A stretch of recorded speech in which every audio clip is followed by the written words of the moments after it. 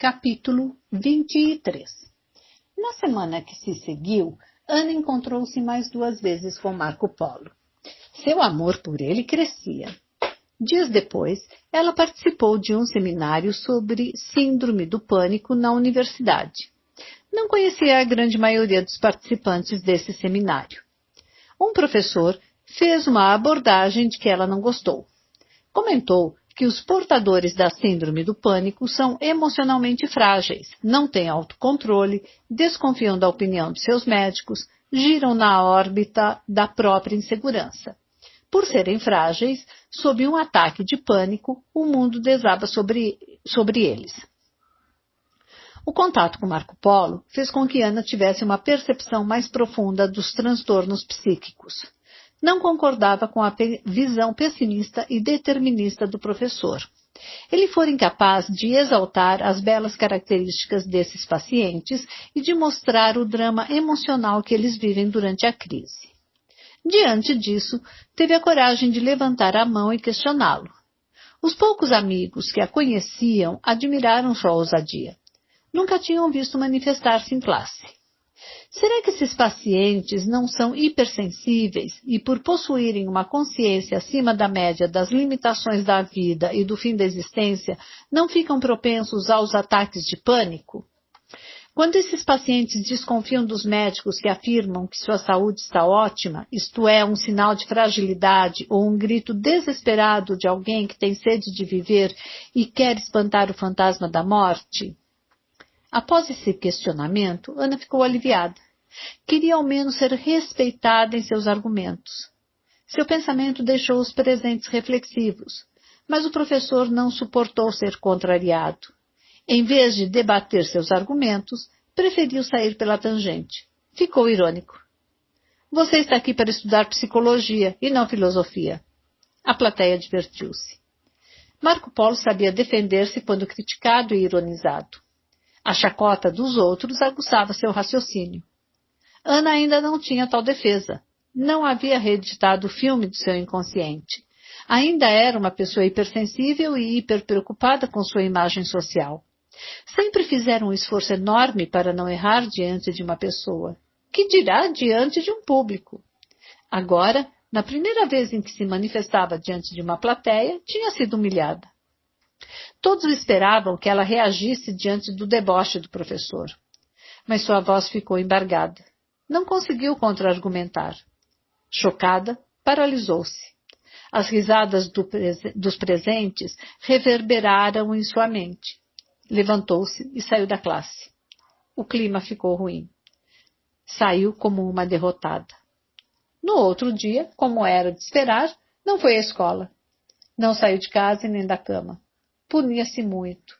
Não conseguia parar de pensar no vexame público. Relembrava continuamente as cenas. Teve raiva do professor e mais raiva ainda de si mesma por não ter conseguido reagir. Entregou-se a uma nova crise. Marco Polo foi procurá-la na faculdade, mas não a encontrou. Ela ficou ausente por vários dias. Tentava telefonar, mas Ana estava incomunicável. Não queria falar com ninguém. Os empregados, por conhecerem suas crises, tinham ordens do seu pai para não importuná-la. Marco Polo estava intrigado. O que está acontecendo? Por que se recusa a falar comigo? Será que devo desaparecer da sua vida? Nesse ínterim, escreveu uma carta para Falcão. Contou sobre seu relacionamento com Ana e as suas dificuldades. Falcão enviou uma carta com pouquíssimas e significativas palavras. Querido amigo Marco Polo, se você está amando uma mulher, lute por ela.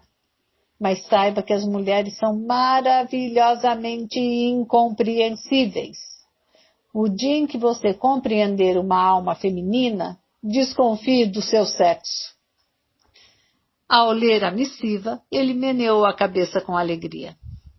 No dia seguinte, Marco Polo reuniu coragem para visitar Ana. Ao chegar na casa dela, ficou assombrado com o palacete de 3.000 metros quadrados de construção colonial. Ela era tão simples, meiga, despojada. Não imaginava que fosse tão rica. Havia 10 suítes, salão de festa, cinema e inúmeras outras dependências. O palacete ocupava um quarteirão inteiro. Os portões eram altos, de ferro fundido, com grades torneadas e lanças espetadas. As janelas, todas em arco, com vidros verdes jateados. O jardim era imenso. Havia muitas flores para esconder uma jovem tão triste. 2 arrumadeiras, 2 cozinheiras, 2 jardineiros e uma faxineira cuidavam da casa. E 2 motoristas serviam Ana e seu pai. Havia seguranças dentro e fora da casa. A maioria das amigas de Ana não sabia, mas a segurança da moça era garantida por um profissional disfarçado nas dependências da faculdade. Após contatar um segurança, o mordomo Carlos foi acionado. Alto, calvo e trajando sempre um paletó branco, Carlos comandava a equipe. Seu olhar era sisudo, distante e desconfiado. O mordomo parecia um iceberg, duro, frio e impenetrável. Gostaria de falar com a Ana. Da escadaria do palacete, Carlos gritou.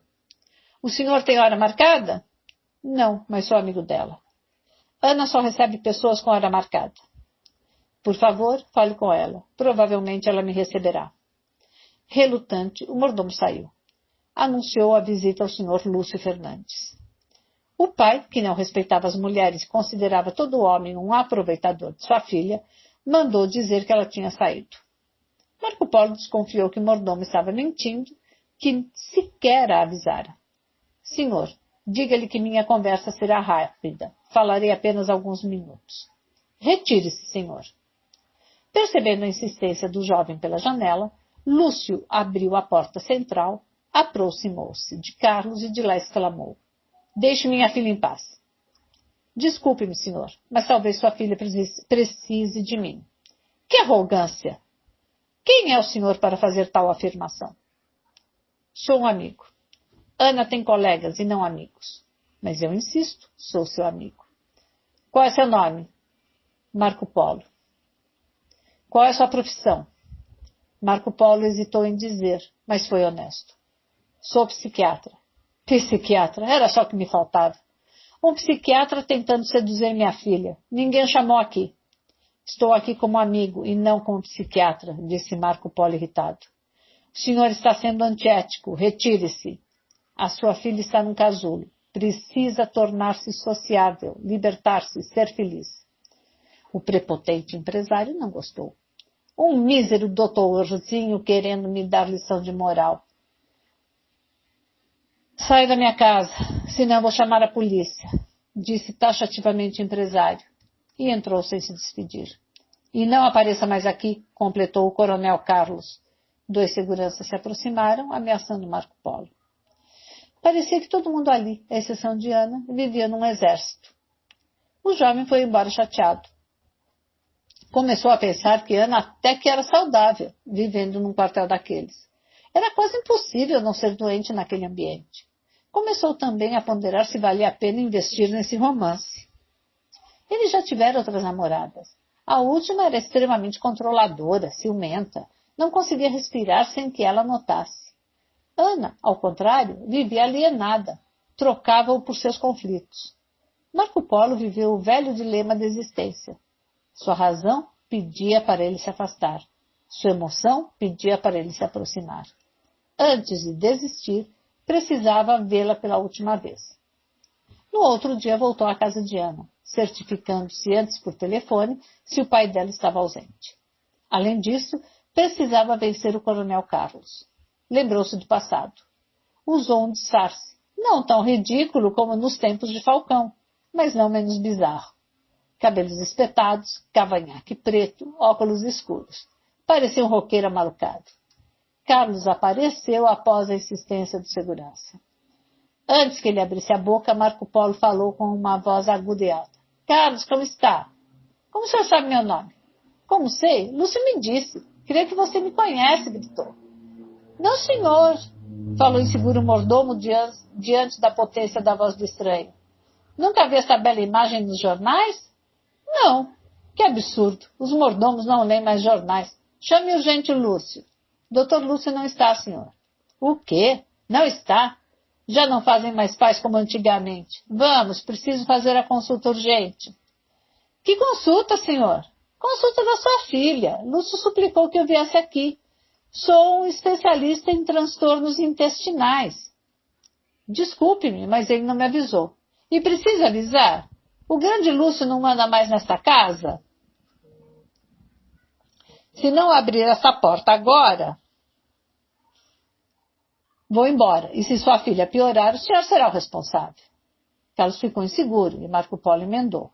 Aliás, o senhor está muito pálido. Olhe só essas manchas no seu rosto. Deixe-me ver de perto. Apesar de autoritário, Carlos era um hipocondríaco. Vivia com mania de doenças. Ficou vermelho. Passou a mão no rosto. Cabeça calva começou a suar. O caso parece grave. O senhor deve estar fazendo um sério tratamento, não? Não, senhor. Não estou em tratamento. Mas o que o senhor acha que eu tenho? Perguntou o mordomo timidamente. Marco Polo tirou o estetoscópio, colocou sobre sua barriga e, para brincar um pouco, colocou também sobre sua cabeça, dizendo: não se preocupe, porque essa doença não mata. Tome este pequeno remédio agora. Após consultar a Ana, conversaremos. Deu um laxante para o mordomo. Marco Polo foi para o quarto de Ana e o ditador para o trono do vaso sanitário. O quarto era enorme, mas gélido e escuro. Tinha cerca de 60 metros quadrados. Ana estava deitada, mas acordada. Marco Polo tirou o disfarce, aproximou-se vagarosamente da cama, sentou-se ao seu lado. Ao ouvir a voz do rapaz, ela se assustou, mas não se levantou nem o cumprimentou. Ele tentou animá-la. Ana, o que está acontecendo com você? Ela permaneceu muda. Sou seu amigo, fale comigo. Ela colocou o travesseiro sobre a cabeça. Tudo bem, Ana, você tem o direito de não falar comigo. Se esta é sua escolha, vou desaparecer da sua vida. Levantou-se e começou a se retirar. Quando ele estava no meio do quarto, ela bradou. Eu não disse que eu sou complicada? Em vez de poupá-la, ele comentou. Ana, o problema não é ser complicada. O problema é complicar a vida. Esqueça-me, é melhor para você. Indignado, ele disparou com uma frase cortante. O problema não é a doença do doente, mas o doente da doença.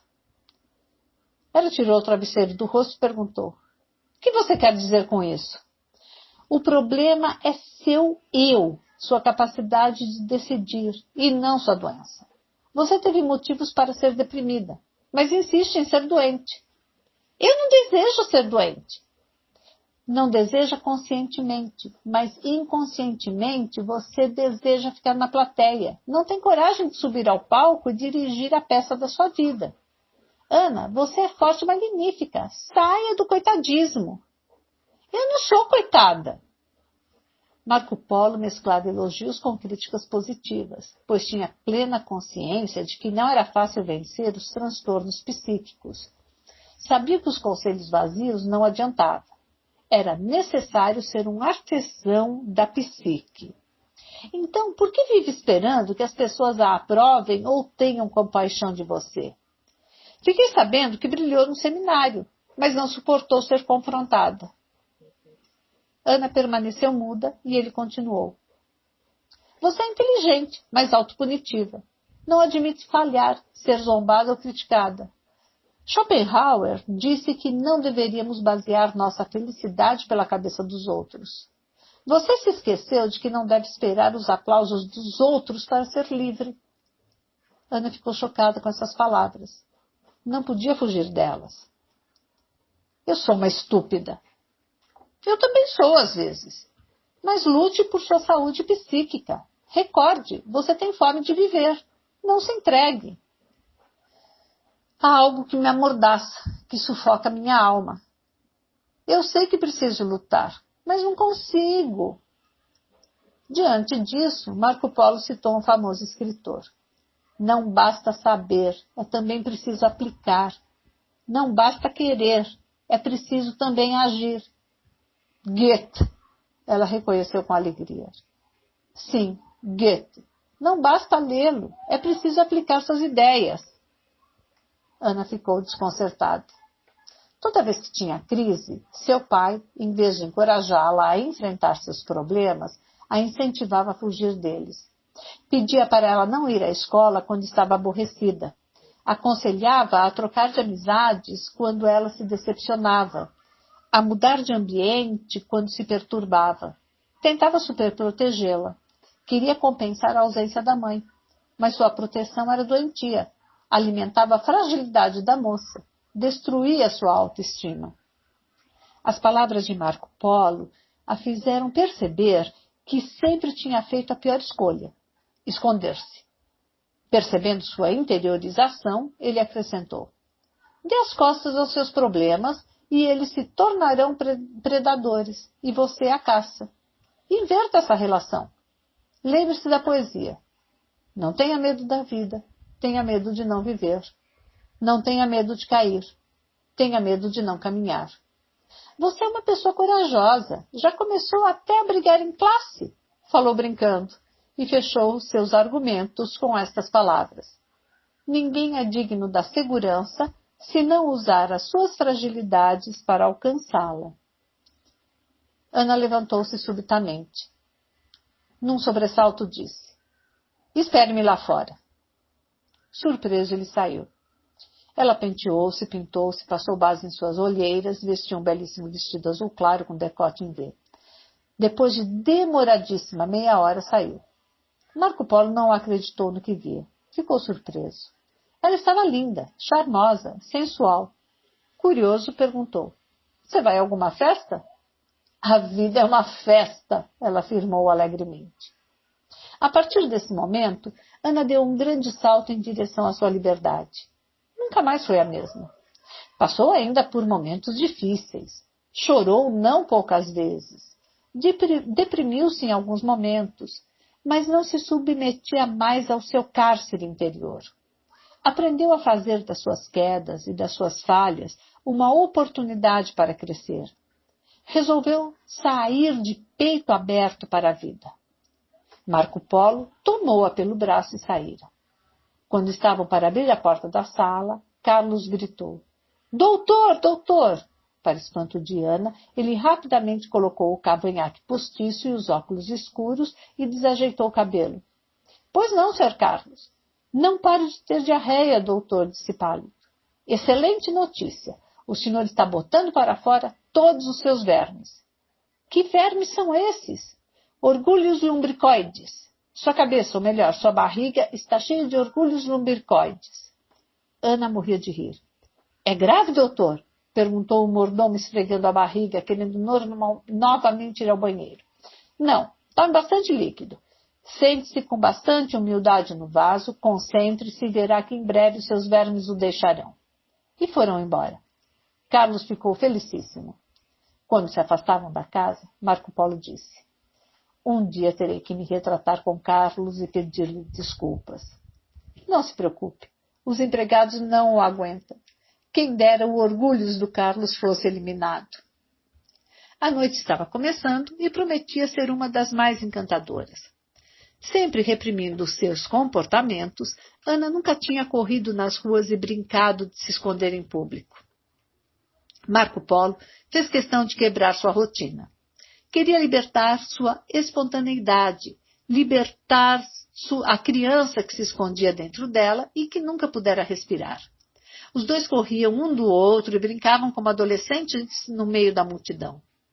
Ela se envolveu no clima e deixou de se importar com os olhares dos passantes. Era sua história, só sua. Tinha de vivê-la intensamente. Ele estava sem uma máquina fotográfica, mas imitando uma com as mãos, pedia que ela fizesse poses. Clicava sem parar a câmera imaginária.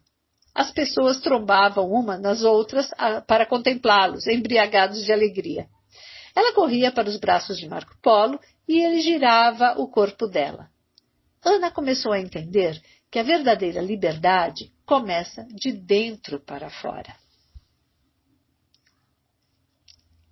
Capítulo 24. A afinidade entre Marco Polo e Lúcio Fernandes foi apenas suportável.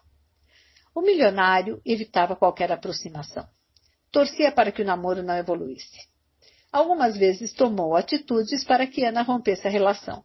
Gritou, pressionou, fez chantagens, mas não adiantou. O namoro prosseguiu. Todavia, Lúcio Fernandes não se deu por vencido. O relacionamento entre Marco Polo e Ana, construído pouco a pouco, tornou-se sólido demais para ser abalado por manipulações. Foi tecido com alegria, descontração, diálogos prolongados e comportamentos que fugiam do trivial. Passados alguns meses, Ana havia reeditado uma parte significativa dos conflitos arquivados em seu inconsciente. Paulatinamente, deixou de viver a dor dos outros e esperar excessivamente a contrapartida do retorno. Tornou-se bem-humorada, estável, protegida, decidida, capaz de lutar por seus sonhos. O convívio social já não era uma fonte de medo e frustrações. Assim, teve segurança para interromper o uso de antidepressivos.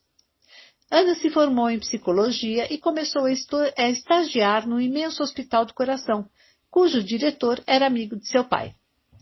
Ela e outras psicólogas realizavam atendimento aos pacientes submetidos a cirurgias cardíacas, principalmente aos candidatos a transplantes. Marco Polo frequentemente a surpreendia com um gesto, um elogio ou uma atitude inesperada. Às vezes, chegava subitamente com um buquê de flores e o entregava no corredor do hospital. Beijava, dizia umas palavras e saía. Fazia de um minuto uma eterna afetividade. Para eles, pequenas reações tinham grande impacto. Certa ocasião, no começo do estágio, algumas colegas de Ana viram Marco Polo fazer uma pequena declaração de amor, tendo numa das mãos um botão de rosa vermelha. Ficaram surpresas com a atitude dele. Para elas, esse romantismo havia sido eliminado nos tempos modernos. Uma das colegas, envolvida por um sentimento de inveja, comentou rispidamente: "Seu namorado é um pouco estranho. Não me parece muito normal." "Não é possível ser normal quando se ama", Ana rebateu. Uma enfermeira mal resolvida nas relações afetivas e que sempre se envolvia com namorados autoritários e dominadores perguntou: "Dar flores no início do dia não é coisa de neurótico?"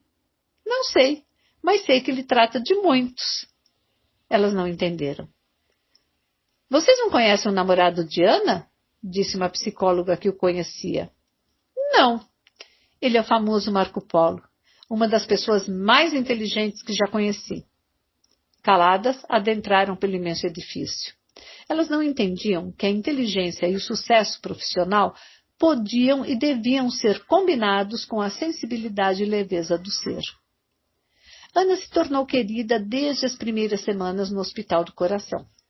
Aprendeu com Marco Polo a cumprimentar alegremente os funcionários, em especial os mais simples, a brincar com os pacientes e a entrar sem receio no epicentro da insegurança deles. Aprendeu a ser vendedora de sonhos e de esperança num ambiente em que a expectativa de morte contagiava as pessoas. O casal saía com frequência e cada encontro era especial, mas um deles foi inesquecível. Certa noite, Marco Polo manifestou a intenção de dar-lhe um presente marcante. Saiu do perímetro urbano e levou-a para o campo. Parou o carro e convidou-a a sair.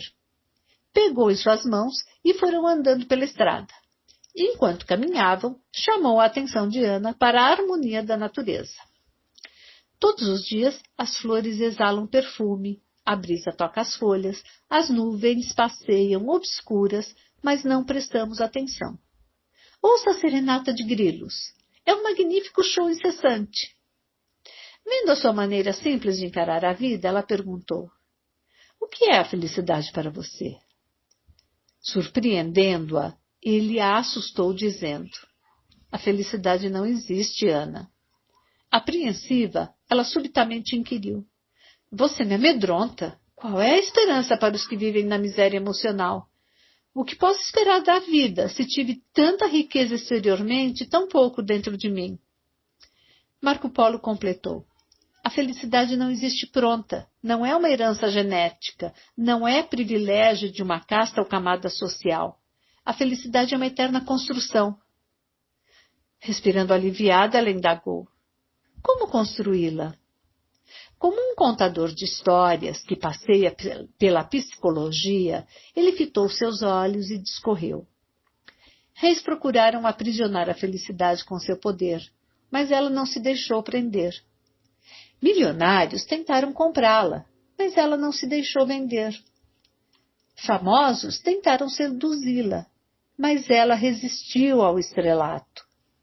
Sorrindo, ela sussurrou aos ouvidos de cada ser humano: Ei, procure-me nas decepções e dificuldades. E, principalmente, encontre-me nas coisas anônimas da existência. Mas a maioria não ouviu a sua voz. E os que a ouviram deram pouco crédito. Que lindo! Fale mais sobre o que é ser feliz, meu imprevisível poeta. Ser feliz é ser capaz de dizer eu errei. É ter sensibilidade para falar eu preciso de você. É ter ousadia para dizer eu te amo.